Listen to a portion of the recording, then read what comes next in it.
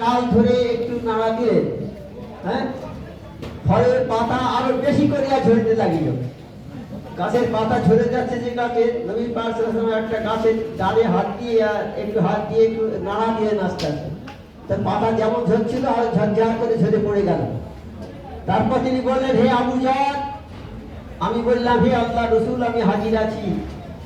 রসুল সাল্লাল্লাহু আলাইহি ওয়াসাল্লাম ফরমাইলেন, মুসলমান বান্দা যখন আল্লাহর সন্তুষ্টির জন্য নামাজ আদায় করে, মুসলমান বান্দা আমরা মুসলমান যারা, তারা যখন আল্লাহর সন্তুষ্টির জন্য, আল্লাহ খুশি হবে এই জন্য নামাজ আদায় করে, তখন তার মধ্যে হইতে গাছের পাতার মতো পাপ সমূহ ঝরিয়া পড়ে।